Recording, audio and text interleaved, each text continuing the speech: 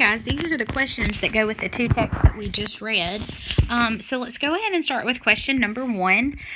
The question asks, which statement best describes the differences between the narrator's points of view in the two stories? Okay. All right, so your answer, if you want to pause the video and go ahead and decide on your answer, go ahead and pause now.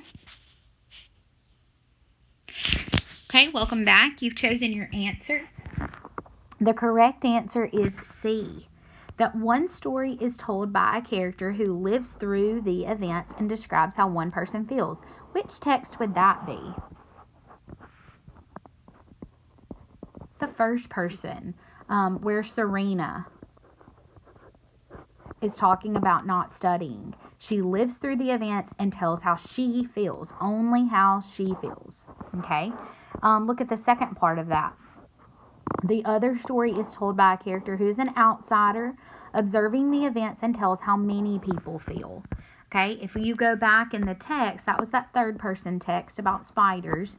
It tells us how the students feel, that they're annoyed. It tells us how the teacher feels. And it tells us how Terry feels. Okay, so it doesn't just focus on one person. So that's kind of what I want you to see today, is that when something is told from first person point of view, it focuses in on one person. When it's third person, you get a little bit of information about lots of characters. Okay, all right, look at the second question. Okay, it says underline the clues that help you determine the narrator's point of view. Well, we did this already as we were reading, but if we look at Trick or Treat, it says Terry left the class and sat against the wall in the hallway. His smile was gone, but he didn't actually feel sorry. Mostly, he was disappointed that Mr. Mason had figured out his prank before he sat down. So all of those words are third person words. Okay, so this was our third person text. Let's look at the second one, putting it off. You know that you can't use anything that's inside of dialogue. So I'm going to go ahead and mark that out so that we don't confuse ourselves. So it says, called Mom. I rolled my eyes because after all, it was a whole week before the big math test and I didn't feel like studying yet. Okay, so those were our first person. Okay, first person point of view words. All right, let's look at the next. This is a part A, part B. Go ahead and pause the video and answer these questions. Okay, welcome back. You've chosen your answers for part A and part B. You know that you're going to have to provide evidence on part B to support your answer on part A. It is a vocabulary question, and it asks the meaning of the word procrastinating. Okay, so it says, never, never again will you catch me procrastinating before a big test. So tell me in your own words what procrastinating means. Well, what did Serena do? She put it off, didn't she? Okay, so the correct answer is B, that she was being slow or late about doing something. She wasn't changing something or taking control or getting information. She put it off. So then you have to come down here, and it says to underline a detail in the paragraph that provides the best clue to the meaning of the word procrastinating. So which sentence shows me what procrastinating means? Okay, if only I'd let Mom help me study, I might have had a chance at passing the test. That doesn't show putting it off. Never, never again will you catch me procrastinating before a big test. That sentence has the word procrastinating, but it doesn't show me any clues, which is what I'm supposed to be looking for. Look at the last sentence. The next time, I promise I won't wait until the last minute. That's what procrastinating means. All right, and let's look at this last question. It says to compare how the passages are similar and how they are different. Use X's in the boxes next to the statements. Okay, and it could go for both. It tells me that here in the directions. Okay, so the first one, I want you to go ahead and pause the video and go ahead and answer them. And then you can unpause it and we'll go over the correct answers. Okay, welcome back, guys. So let's focus in on this first one here. It says, which text includes a narrator who observes an event but does not experience the story? Well, remember, Trick or Treat was third person and putting it off was first. First person would mean that that narrator did experience it. So I know that the answer is trick or treat.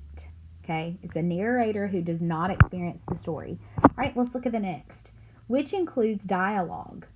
Well, if you go back, you know that they both do. Okay. All right, look at the next one. Which text includes the thoughts of the main character? Well, if you go back, you'll actually see that both texts show the thoughts, but it says the thoughts of the main character. Okay.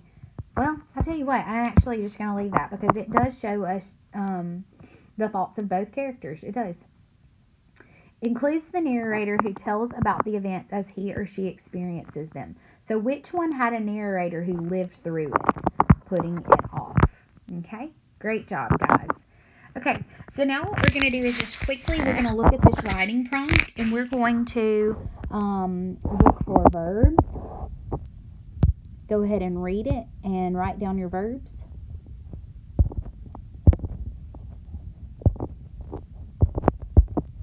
Okay, the first verb that I see is compare and contrast. Okay, what is it that I'm supposed to compare and contrast? The types of narration. So first and third. Okay, I know trick or treat was third, and putting it off was first. Okay, what's my next verb? Explain. What is it exactly that I'm supposed to explain? What each type reveals. Reveals means to make something known. So what it's saying is, because this one was told from third person, what do I get to know? What do I know because of that? Because this one was told from first person, what do I know because of that? Okay. All right, the next word I see is use. What am I supposed to use? One detail from each text. Okay. And I'm supposed to support my answer. So let's talk for just a minute and do some little brain work here. What's one thing they have in common? The only thing I could think of was dialogue. Okay. You do get to see some feelings in both texts. So I did think of that also. But let's bounce off that feelings here. In putting it off, you get to see a focus on the main character, which is Serena. Okay, but in the other text, you kind of get a little snippet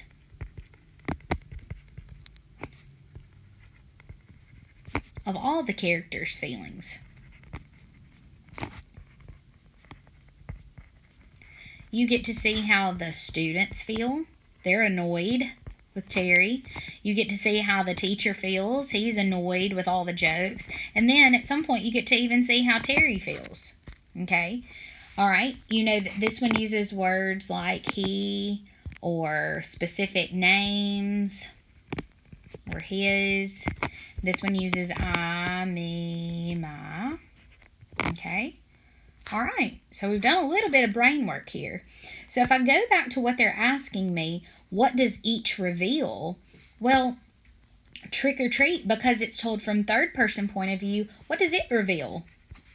It reveals how all of the characters feel.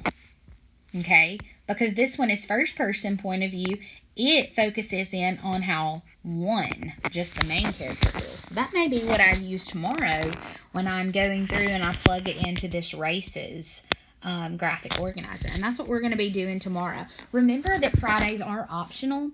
I would love for you to join in, do some writing with me, and then we're going to read some more of Holes and look at the point of view of Holes and try to determine what point of view it is being told from and who is telling the story.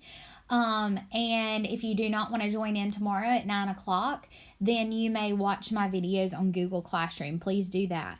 Now, you do not have any additional quizzes this week. I know you look like Ellis right now. I know you're so sad that you don't have another quiz today. No, I'm just kidding. But you do not have another quiz today. Just make sure that you did that Mastery Connect quiz from Tuesday. Okay, do that quiz from Tuesday.